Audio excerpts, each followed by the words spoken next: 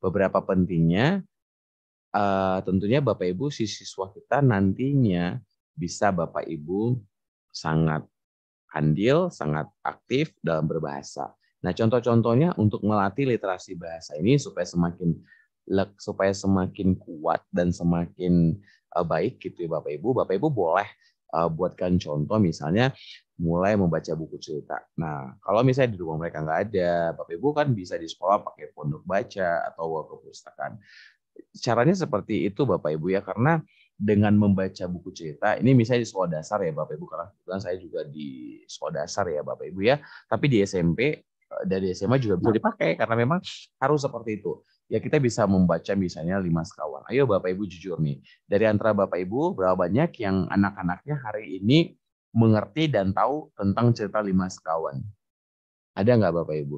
Atau Bapak Ibu dari kita yang ada di sini, ada nggak yang berani bilang bahwa anak-anaknya itu suka banget baca cerita rakyat gitu Bapak Ibu ya. Jadi ini sudah sangat jarang kan Bapak Ibu ya kan. Nah, dengan adanya Bapak Ibu membaca buku cerita yang sering, gitu Bapak Ibu, baik yang Bapak Ibu fasilitasi di kelas ataupun juga di dalam perpustakaan, maka ini akan meningkatkan pemahaman membaca mereka dan imajinasi mereka. Dicoba ya Bapak Ibu ya, ditingkatkan kalau misalnya selama ini udah mulai lupa. Kemudian boleh juga nih Bapak Ibu melatih literasi bahasanya dengan menulis jurnal harian. Dulu waktu Bapak Ibu masih kecil, mungkin di zaman-zaman kita yang anak-anak tahun 70, 80 mungkin ya wis ya. Kita pakai diary, Bapak Ibu ya, dear diary gitu Bapak Ibu ya. Jadi itu kan sebenarnya bentuk bagaimana how to speak in writing gitu Bapak Ibu. Jadi bagaimana berbicara tapi dalam tulisan gitu Bapak Ibu. Jadi ini Bapak Ibu sebenarnya itu bisa mengembangkan kemampuan menulis anak-anak Bapak Ibu. Jadi saya mau tanya nih, berapa banyak di antara Bapak Ibu juga yang hari ini masih mempertahankan hal ini? Gitu ya Bapak Ibu ya. Jadi Bapak Ibu bisa bayangkan ya, waktu kita menulis jurnal harian itu, kita tuh tidak hanya dilatih menyusun kalimat, tapi bahkan Bapak Ibu belajar menulis rapi, gitu ya kan. Gimana caranya kita punya binder yang cantik tapi tulisannya jelek. It's not good to see gitu ya Bapak Ibu ya. So Bapak Ibu tentunya akan belajar untuk bagaimana nge-build bahasa yang bagus, kemudian tulisannya lebih baik gitu ya. Senang sekali nih kita kalau balik ke zaman masa lampau ya. Oke, terus kemudian Bapak Ibu juga bisa ngelatih anak-anak itu dengan berbicara di dalam kelompok mereka. Kita buat kelompok, terus mereka kita harapkan bisa saling aktif nih.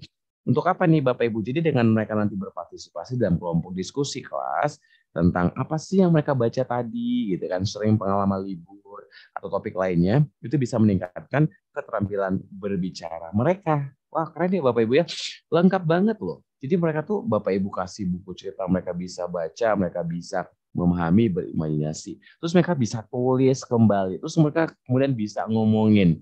Selengkap itu ternyata tuh Bapak Ibu cara-cara yang bisa kita lakukan untuk mengentalkan literasi bahasa tadi.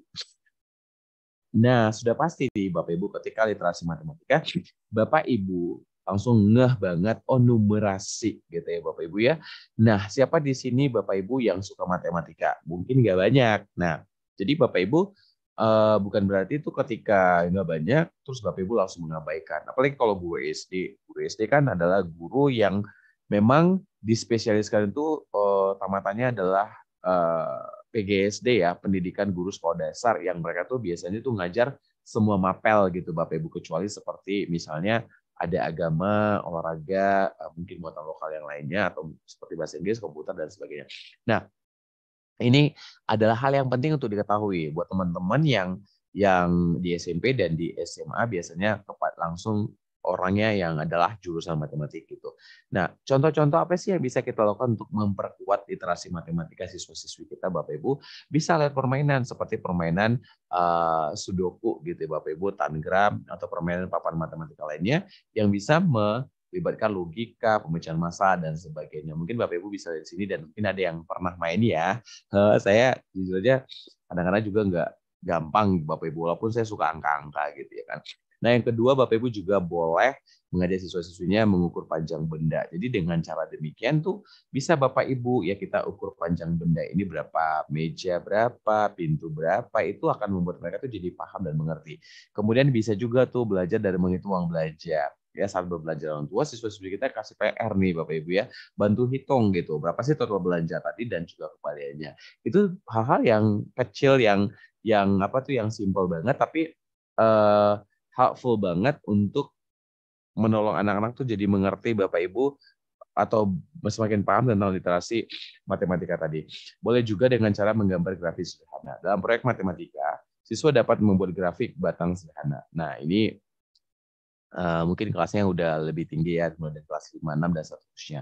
Jadi ini Bapak Ibu dipergunakan dan akhirnya tuh Bapak Ibu bisa bermanfaat untuk anak-anak kita ketika mereka mengetahui tentang, bukan ketika mengetahui, tapi ketika mereka kita libatkan dalam hal-hal ini, sehingga mereka mulai di Bapak Ibu menyadari bahwa ternyata matematika itu nggak susah gitu ya. Jadi kenapa? Karena dari permainan-permainan yang sederhana tadi itu mereka diajar untuk logik dan sebagainya, sehingga itu akan menuntun mereka. Jadi bukan berarti permainan itu membuat mereka pintar, bukan, tapi pola berpikir tadi akhirnya mereka bawa dalam matematika, mereka pun jadi lebih semangat gitu Bapak Ibu. Ini mungkin bukan cara yang mudah ya Bapak Ibu. Ini tapi bisa, tapi pasti bisa kalau kita juga sepakat nih satu sekolahan tuh benar-benar ingin meningkatkan. Nah, buat teman-teman yang ada di SD, SMP, SMA, mungkin di sekolahnya sudah disuruh explore apa ya Bapak Ibu ya,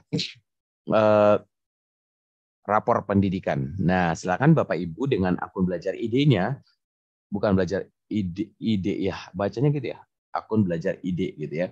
Bapak Ibu bisa explore rapor pendidikan sekolah Bapak Ibu masing-masing. Bapak Ibu boleh lihat bagaimana tingkat literasi matematika dan literasi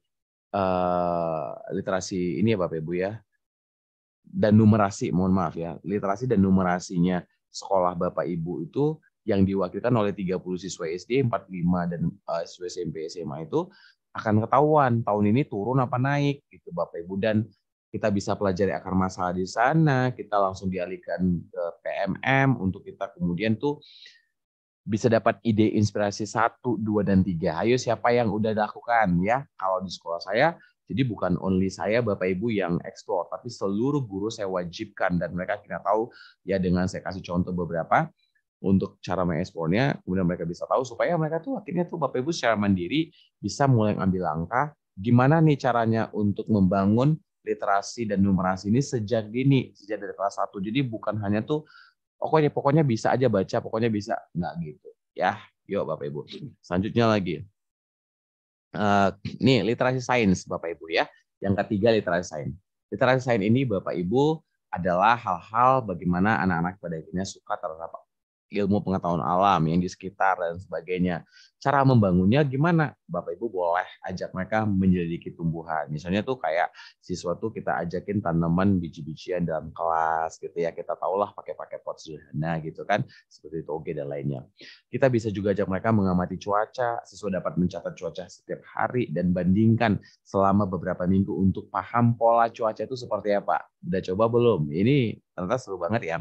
Memahami matahari dan bulan. Contohnya mengamati gimana sih fasenya si bulan dari hari ke hari gitu ya. Sebenarnya kalau di kelas 6 kan sudah tahu ya fase bulan 1, 2, 3 seperti itu sampai akhirnya dari bulan sabit ke bulan purnama balik lagi seperti itu. Nah, itu bisa Bapak Ibu, jadi mereka semakin cinta juga kepada alam. Kemudian ada lagi eksperimen dengan air dan es. Bisa bagaimana mereka tahu tuh bagaimana membubuhkan air untuk mengamati perubahan wujud dan mencoba eksperimen sederhana ya. Jadi kenapa sih es bisa cair? Kenapa air bisa menjadi beku seperti itu? Membuat papan tulis alam. Jadi siswa dapat belajar dengan cara buat papan tulis alam dengan mengumpulkan daun, benda-benda alam. Kemudian mereka mengidentifikasikan, oh daun ini berbentuk apa sih? Jarika atau apa segala macam ya. Dan fungsinya untuk apa? Seperti itu. Itu dia Bapak Ibu literasi sains. Selanjutnya adalah literasi teknologi. Nah, kalau udah berbicara teknologi, Bapak Ibu bisa langsung saya tunjukin ini visualnya ada gambar komputer ya. Kita langsung lihat nih gimana sih sebenarnya, dan emang perlu sekali ya Bapak Ibu ya. Oh iya perlu gitu ya. Nah kenapa sih perlu itu Bapak Ibu si literasi teknologi ini ya Bapak Ibu ya. Oh ini tulisannya kayaknya nggak kelihatan ya, harusnya tadi itu ada ya tulisan di di warna hitamnya Bapak Ibu, tapi mungkin ketutup ya Bapak Ibu ya, jadi nggak apa-apa. Saya ini kan aja. Nah, dalam literasi ini Bapak Ibu, literasi teknologi ini yang pertama itu Bapak Ibu bisa caranya itu Bapak Ibu ya, bagaimana supaya anak tuh pada akhirnya tuh bisa melek teknologi, how to build them ya, to be expert gitu ya Bapak Ibu. Yang pertama kita bisa menggunakan komputer itu untuk menulis cerita. Wah, jadi si anak tuh akan kita ajak tuh Bapak Ibu menggunakan komputer di sekolah, laptop di rumah dan sebagainya untuk tulis cerita pendek. Nah, dan menggunakannya itu menggambar karakter-karakter yang muda juga serta plot. Ini bisa membuat mereka pada akhirnya itu cinta Bapak Ibu tentang teknologi. Yang kedua adalah membuat presentasi digital ya, seperti Canva. Bapak Ibu tahu lah ya, Canva for Education itu not only kepada guru loh, tapi kepada siswa juga. Ketika mereka gunakan masuk pakai akun belajar siswa mereka, mereka tuh bisa Bapak Ibu gunakan akun pro-nya Canva. Nah, di sini mereka akan belajar bagaimana membuat presentasi digital dengan topik yang mereka pelajari dalam pelajaran hari ini atau besok atau semalam. Itu keren banget kan? Nah, yang ketiga, belajar tentang keamanan online. Jadi anak-anak tuh diajarin sama gurunya Bapak Ibu bahwa kita tuh perlu sekali menjaga informasi pribadi ya kan supaya mereka aman secara online, karena kita tahu lah sekarang banyak sekali cyber online atau mungkin orang-orang yang tidak bertanggung jawab ya Bapak Ibu yang mencuri data dan sebagainya gitu kan. Jadi mereka tuh akhirnya nggak sembarangan tuh Bapak Ibu pakai akun mereka main di warnet sembarangan ya, sementara mereka nggak sadar bahwa itu berbahaya sekali gitu. Kemudian ada lagi Bapak Ibu menggunakan aplikasi pendidikan. Ya, ini tujuannya seperti apa? Ini dapat siswa itu akhirnya dapat tuh Bapak Ibu menggunakan aplikasi pendidikan yang interaktif. Ya, seperti sebenarnya tuh kayak kelas poin gitu ya. Kalau untuk anak SMA yang udah bisa bawa handphone bisa dipakai kayak tadi caranya gitu kan.